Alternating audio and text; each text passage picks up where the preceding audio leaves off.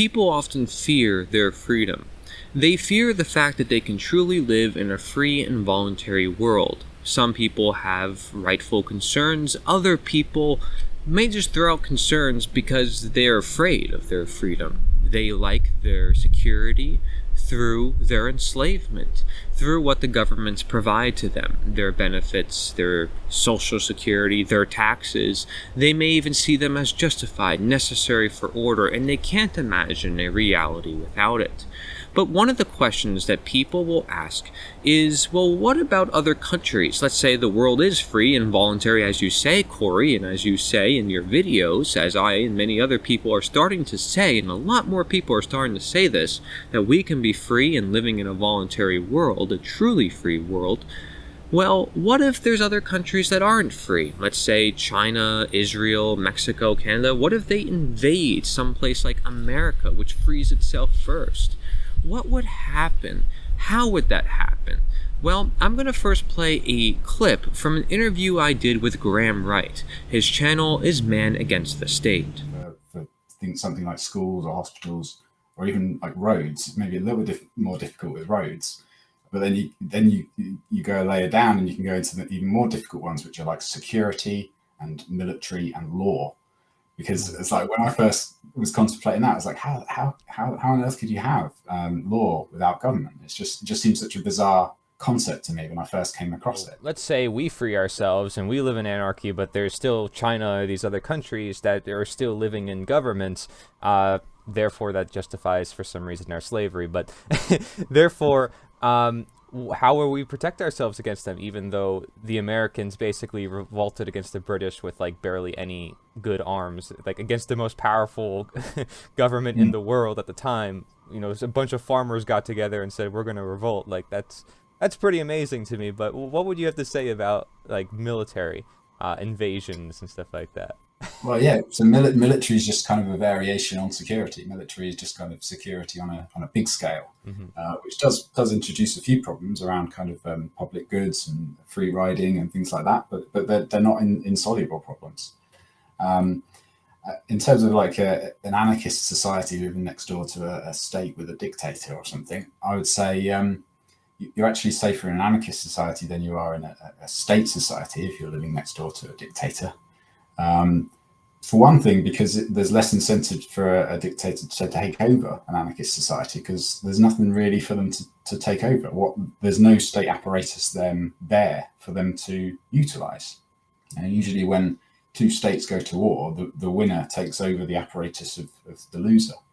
And then, that's like an empire. They just replace the previous rulers.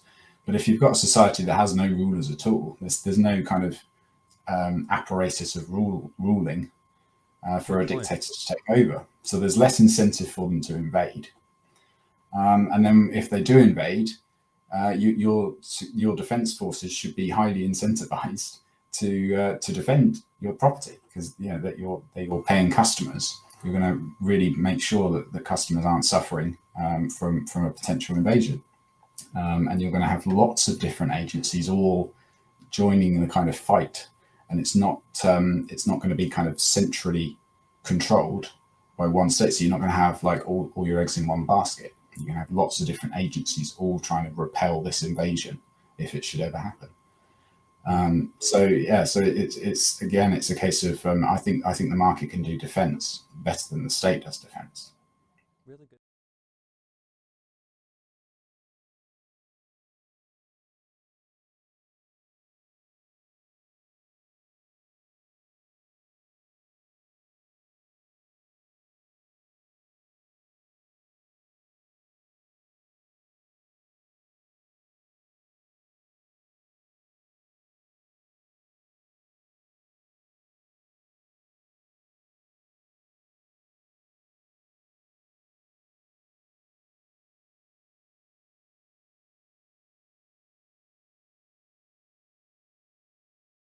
Why do people ask this question, and what more to this question do we not understand? So we have to understand first that truth is truth.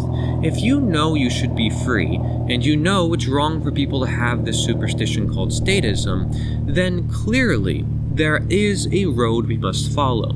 The abolitionists in the 1800s knew that slavery was wrong and that it had to end. They didn't sit back saying, oh, well, what would happen if we free the slaves? Are they going to run amok? And who will pick the cotton? They said, slavery is wrong. It needs to end. End it now.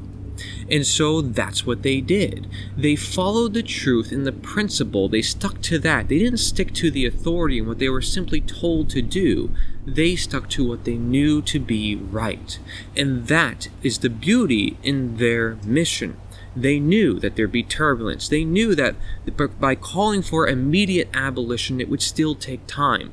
The point was that they stuck to principle. That's why they were immediate abolitionists. We want to end slavery now. We don't want to end it later. And we want to end slavery. We don't want to just reduce the condition of slavery. Those are two pretty big steps. And guess what? They happened relatively quickly. And they happened, and people today seem pretty natural with it. They say, yeah, I'm not going to enslave another human being. Now, different places of the world may still practice that, but in America and in certain places, generally the average public is saying, yeah, slavery is wrong. We shouldn't do this, right? So people may have lost their guard over time, and that might still happen nowadays. And there's other forms of slavery I talk about on my channel. So there's a lot of education, a lot of awareness still needing to be had, because that is the very way you become free in the first place, is through knowledge, freeing your own mind, self-control, self-mastery, being your own ruler, makes it so that you don't need external rulers, somebody ruling over you or somebody ruling over others, you ruling over others, etc.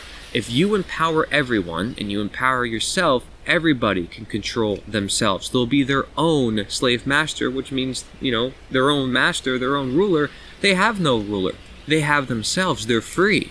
And that is freedom. So when people are truly free, and many people are free, we can call that a free world. We call it a free and voluntary world, a world of people who recognize the superstition, statism, who see that there is no such thing as authority. Just because they wear a badge or a uniform doesn't make them have any more rights than anyone else, that it's all just people. So when people are invading other people, these people who are order followers against people who are ex-order followers, it's just people against people.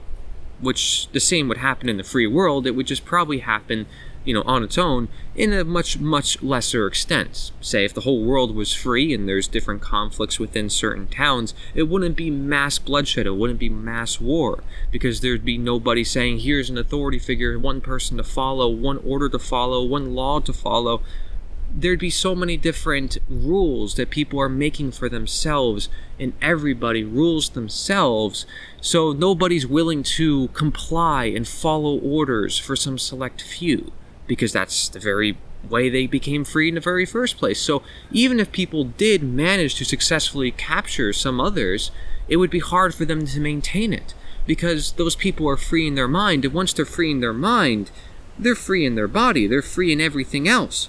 It's so hard for them to become unfree.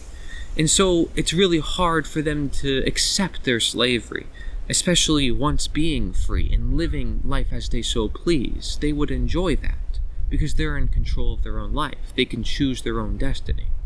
So not only would it be more desirable for the free to maintain their freedom, but that's what's required for their freedom in the very first place.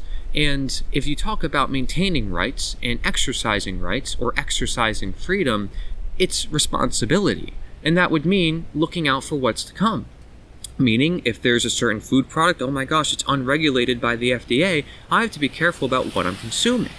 Oh my gosh, I'm trading with people across the world or in different places, and there's no one diplomat and there's no third party. I have to be careful with what I'm doing and where I'm going. Nobody has certain registrations. I have to be careful with what I'm doing and where I'm going and not just take it for granted like we do now. Right? And then you see different problems happen from that because people just say, oh, it's other people's responsibilities. The police will protect me. They'll do this. No, you have to defend yourself. You have to be responsible. So people would actually be on the lookout for problems. And they'd be more likely, and they have many different other ways of delivering that message to others. It wouldn't just be coming from the CIA or from one mainstream source of media. it would come from so many different sources. People can educate each other, different ways to communicate, in addition to different ways to retaliate. So now you combine all of what I just said, more methods to communicate, more methods to retaliate, plus the requirements for freedom and how you maintain freedom, and you'll start to recognize why it's not so easy for other non-free countries to attack free countries. It's just people versus people, and those people who are following the orders, well, they used to be you. They used to be the people who were now free. So the people who are free can look at them and say, I used to be you.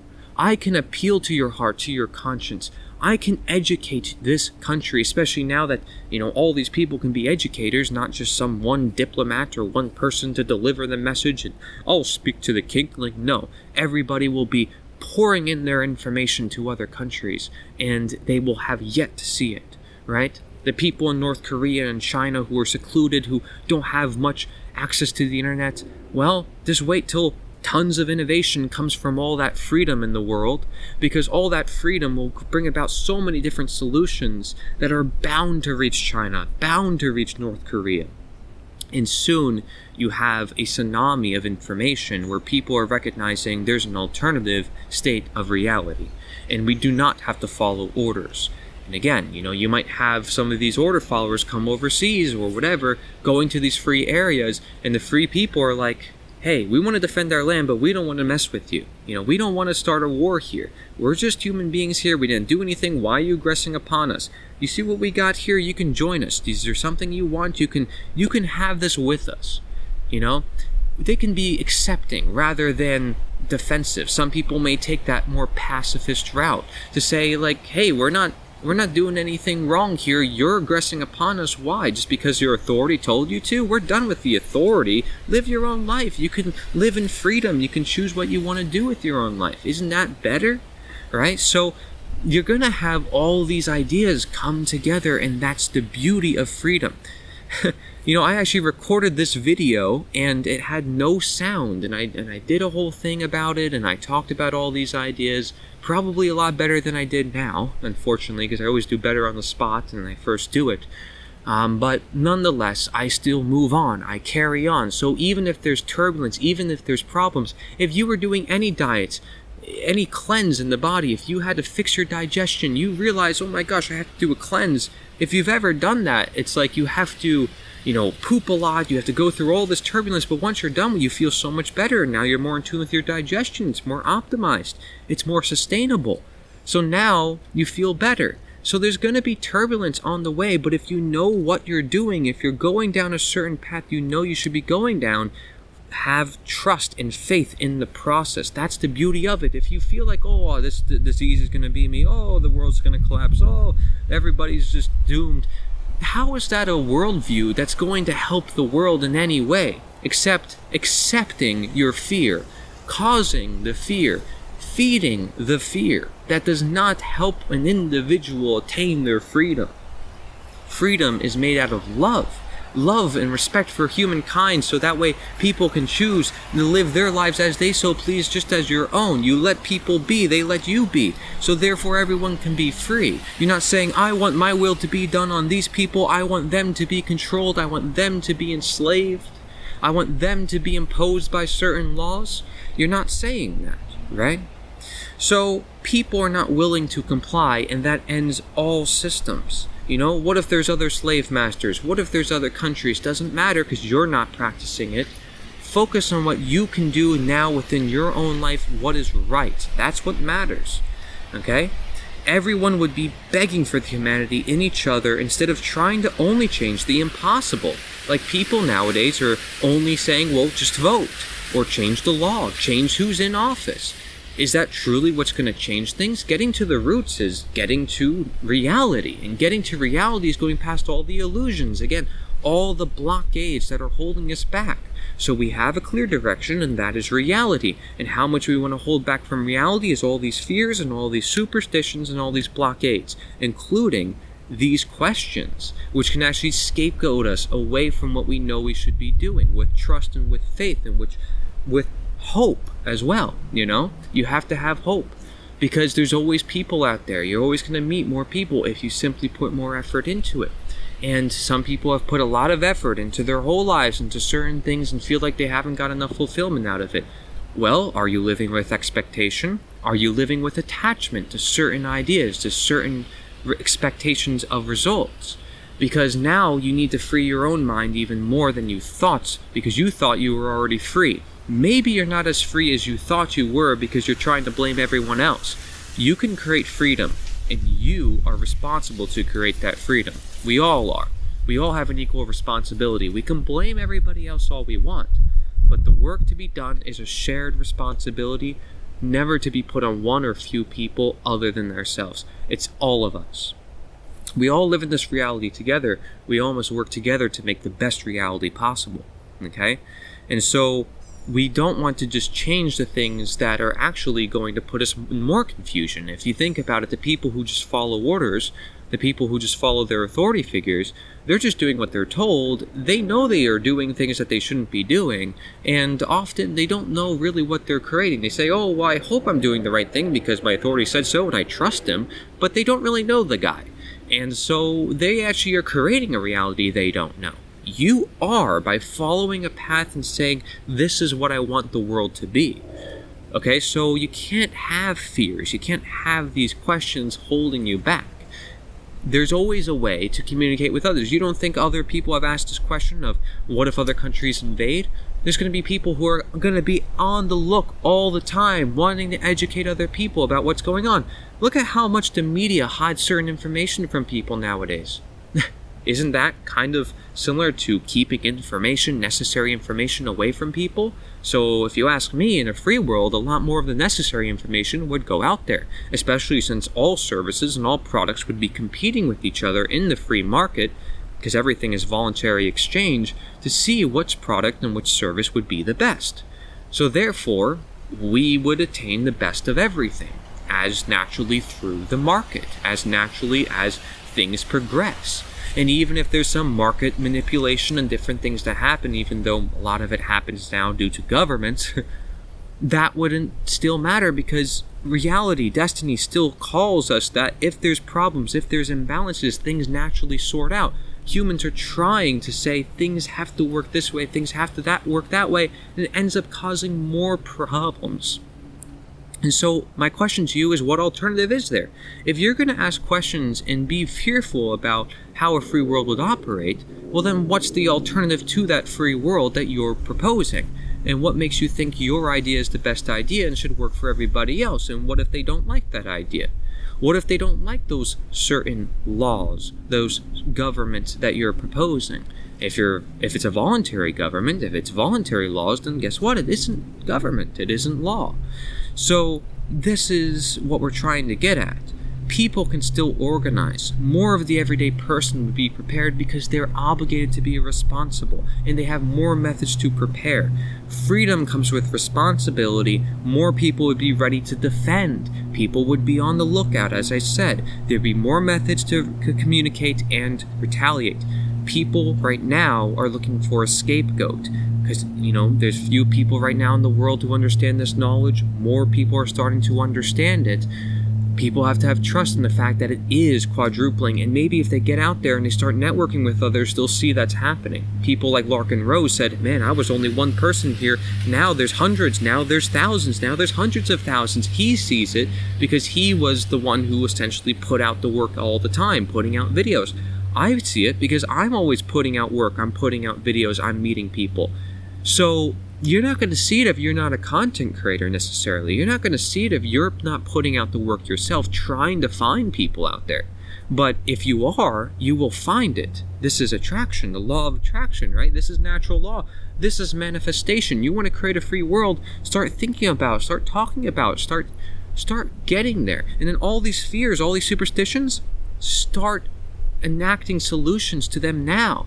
Because the solutions to these questions now are the solutions that actually help us attain freedom then. Okay, so like these voluntary systems, these, people call it counter economics, right? Derek Bros sets up all these voluntary systems because they assist in our freedom. They're the result of us wanting a moral world, a free world.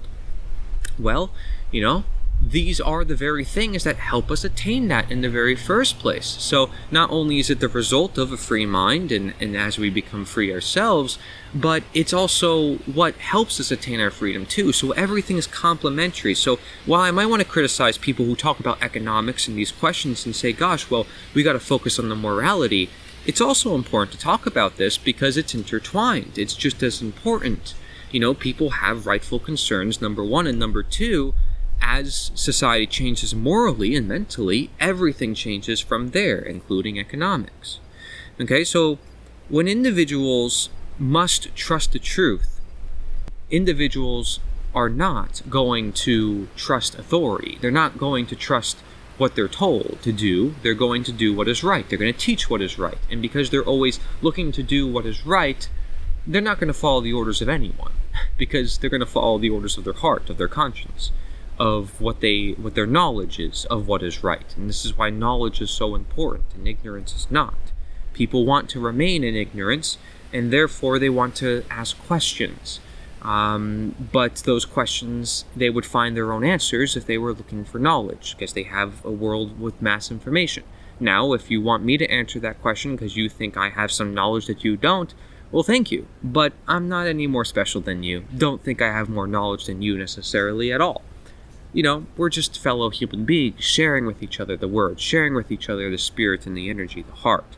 And that is my message here. You know, when I talk about nature as the answer, I'm not saying, well, this calculation, this study, this statistic, and this economics. I'm not talking about that. I'm talking about the human heart.